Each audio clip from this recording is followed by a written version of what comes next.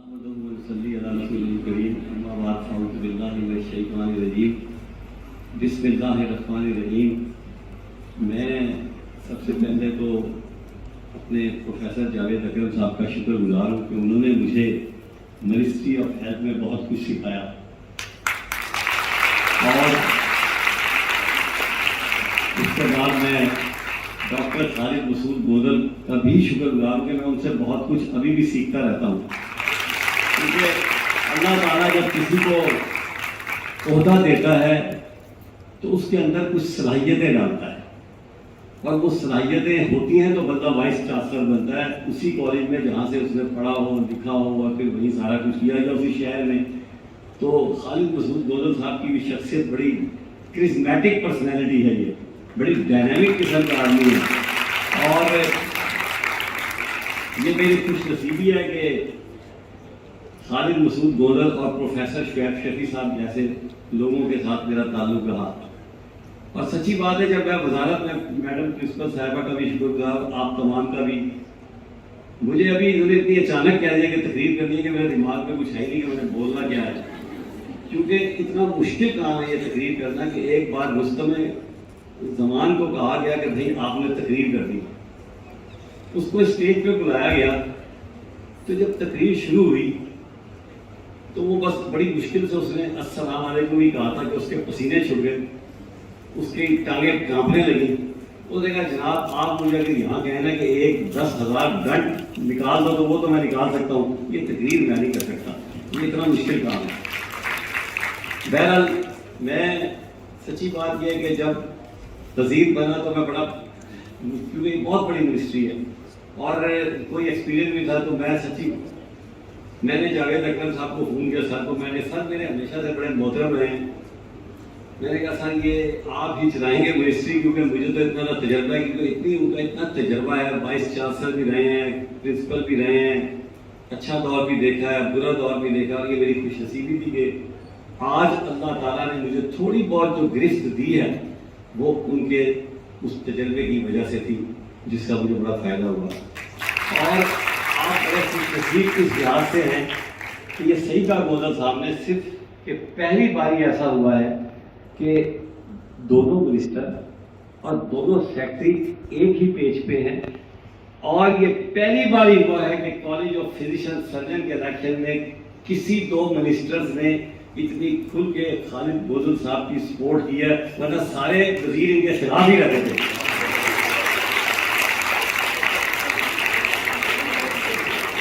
یہ پہلی باری ہوا ہے، سچ بتا رہا ہوں، ورنہ میں تو اندر کی باتیں ساری مجھے پتا ہے، میں ان کے بڑے قریب رہا ہوں۔ بہرحال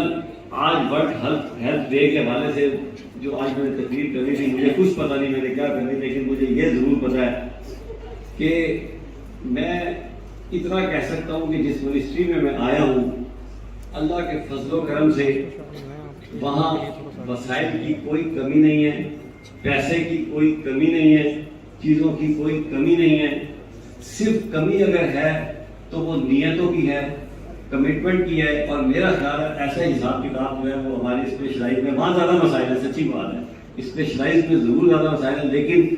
ہمارے پاس اتنے مسائل ہیں کہ میں وہ واحد منسٹر ہوں جو یہ کہتا ہوں کہ آج جب کہ پاکستان میں معیشت کا ہر شخص رو رہا ہے، میں وہ واحد منسٹر ہوں، میں کہتا ہوں مجھے کام بتاؤ کہ میں کیا کروں، میں کس طرح کروں، مجھے کوئی پیسہ نہیں چاہیے۔ آپ دیکھیں نیتیں اس طرح ہوتی ہیں کہ میں نے شاید پہلی باری بھی آپ کو بتایا تھا کہ جب میں پہلی باری منسٹر بنا، اور یہاں پہلی باری تو بنا ہی پہلی باری، لیکن جب میں پہلا دن آیا تو پتہ چلا کہ جیلوں کا سامان 43 کروڑ کا 6 مہینے سے پڑا ہوا ہے، خیر وہ بھی ہم نے کیا، اور میں نے اس 2 مہینے کے اندر جو ایک ڈاکٹر کا کام کیا، اور گودل صاحب میں نے کل بڑا سخت اپنے ابھی سی او کی کانفرنس میں جا رہا ہوں، کل ایم ایس کانفرنس میں جا رہا ہوں، کہ جو ہم نے اتنا بڑا کام کیا کہ ڈسٹرکٹ ہیڈ کوارٹر ہاسپٹل کے ساتھ سی پی ایس پی کی ایفیلیشن اور ایم او یو کرایا ہے، تو ہمارے ایم ایس صاحبان نے تھوڑی سی ڈھیلا پن کا ثبوت دیا سی او نے، میں نے کل بڑا سخت پرسنل لیٹر لکھوایا ہے کہ 4 دن کے اندر وہ تمام ایف سی پی ایس جو کرنا چاہتے ہیں، ایم ایس صاحبان سپروائزر بننا چاہتے ہیں، ان کو ہمارے پاس لسٹ بھیجیں تاکہ ہم ان کو انرول کروائیں سی پی ایس پی کے ساتھ، اور ان کی جو ہے اور وہ پوسٹ گریجویٹ ٹریننگ شروع کرا سکے ڈسٹرکٹ ہیڈ کوارٹر ہاسپٹل کے لیول پہ۔ آتے ہی ہم نے ماشاءاللہ 43,000 LHW کا ایک پرابلم تھا کہ اپ گریڈ کرایا، گریڈ 5 سے ان کو 7 میں 1700 LHSW جو تھی، LHS لیڈی ہیلتھ سپروائزر، ان کو ہم نے گریڈ 8 سے 12 میں کروایا، اور جو BA پاس تھی ان کو ہم نے 14واں اسکیل دلوایا۔ پہلے عرصے سے ہمارے الائڈ ہیلتھ پروفیشنل، اس میں یہ ریڈیوگرافر، یہ ہمارے لیبارٹری ٹیکنیشین اور اس طرح کا تمام اسٹاف آتا ہے، ان کی جو پروموشنیں 2011 سے رکی ہوئی تھی، اور 2017 سے ان کی جو ٹریننگ کا پروگرام تھا وہ رکا ہوا تھا۔ میں نے یقین کیجیے آ کے 1 مہینے کے اندر ان کا کریکولم بنوا دیا، جو کہ 2017 سے بن ہی نہیں رہا تھا، اور ان کی ٹیچنگ شروع کرا دی ہے، ان کی پروموشنیں شروع ہو جائیں گی۔ ان کا آتے ہی ایک شیئر کا مسئلہ تھا، تو ہمارے MS صاحبان تھے، میں پرائمری اینڈ سیکنڈری کی بات کر رہا ہوں، ٹرشری کی نہیں کر رہا، تو وہ بھی ان کے شیئر میں تھوڑی سی گڑبڑ کرتے تھے، وہ سموتھ لائن کیا، پھر آپ کا کام کیا، پھر ایک یہ جو میں نے آپ کو پہلے پچھلی بار بھی بتایا تھا کہ انشاءاللہ تعالیٰ اس ہفتے میں ہم کر دیں گے کہ جو DHQ اور THQ اور بیسک ہیلتھ یونٹ اور رورل ہیلتھ سینٹر میں ایڈ ہاک اپائنٹمنٹ ہوگی ڈاکٹرز کی، وہ انشاءاللہ تعالیٰ میرٹ میں ہوگی۔ وہ جو 8-8 لاکھ روپے لیے جاتے تھے، وہ جو سفارشوں سے لوگ جاتے تھے، کیونکہ دیکھیں میرے 3 بچے سرکاری میڈیکل کالج سے پڑھے ہیں، آپ بھی ماشاءاللہ یہاں پڑھ رہی ہیں، بہت ساری بچی ہیں۔ زیادہ جو ٹیلنٹ ہوتا ہے وہ مڈل کلاس سے آتا ہے، وہ ان کالجوں میں آتا ہے، لیکن جب یہ لوگ نوکری کے لیے جاتے ہیں، یقین کریں تو مجھے اتنے افسوس سے کہنا پڑتا ہے کہ بڑا ٹیلنٹ اس لیے ضائع ہوتا ہے، یا تو اس کے پاس سفارش نہیں ہوتی، یا اس کے پاس پیسہ نہیں ہوتا، اور یا یہ ہمارے اسٹوڈنٹ جو ہوتے ہیں جو زیادہ تر وہ باہر چلے جاتے ہیں، بچے تو بیچاری یا تو گھر میں برتن وغیرہ دوسرے کام میں لگ جاتی ہیں، چھوٹا موٹا کوئی نوکری لے کے گزارا کر لیتی ہیں۔ یہ اتنا بڑا ٹیلنٹ ہمارا ضائع ہوا تھا، تو اس پہ ہم انشاءاللہ ہفتے کے اندر یہ کام بھی کرنے جا رہے ہیں کہ میرٹ پہ کام ہونا چاہیے۔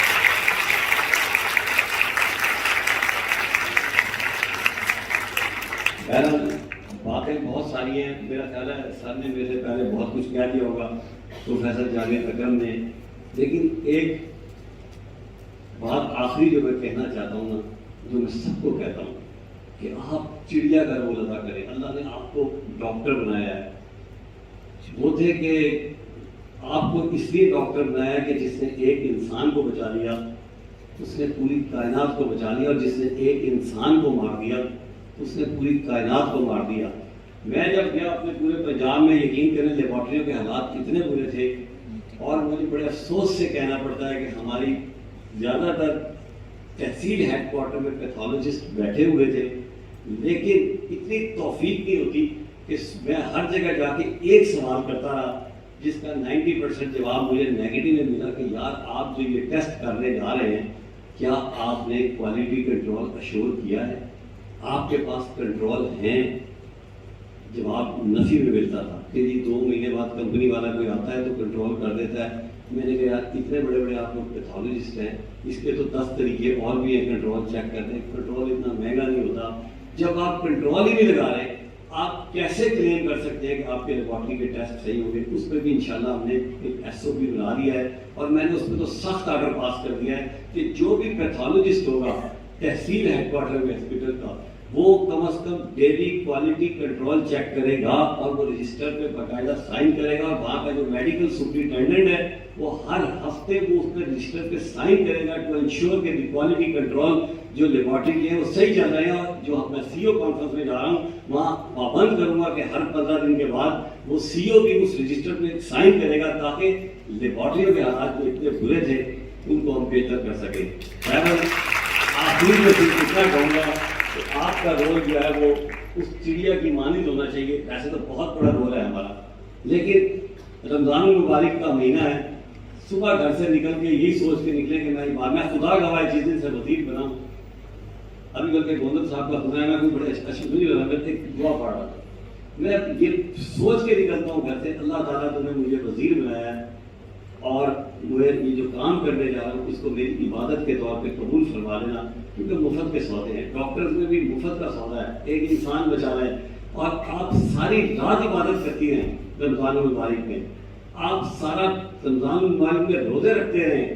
آپ تہجد پڑھتے رہیں، لیکن اگر ایک مریض بھی آپ نے نگلیکٹ کر دیا تو قیامت کے روز وہ کھڑا ہو کے آپ کے ساتھ حساب کتاب کرے گا۔ آپ کا رول صرف اتنا ہونا چاہیے، میں کبھی کبھی یہ کہتا ہوں کہ جیسے ایک چڑیا جب حضرت ابراہیم علیہ السلام کو آگ میں ڈالا جا رہا تھا تو وہ چڑیا اپنی چونچ میں پانی لے کر آتی تھی اور اس آگ پر ڈالنے کی کوشش کرتی تھی، تو اس میں یہ ظاہر بیچاری سے کیا آگ بجھی تھی، تو اس سے کہا کہ یہ تم نے کیا کر رہی ہو، اس سے کہاں آگ بجھے گی؟ تو اس نے کہا کہ آگ بجھے نہ بجھے، لیکن قیامت کے روز جب میں اللہ تعالیٰ کے سامنے پیش ہوں گی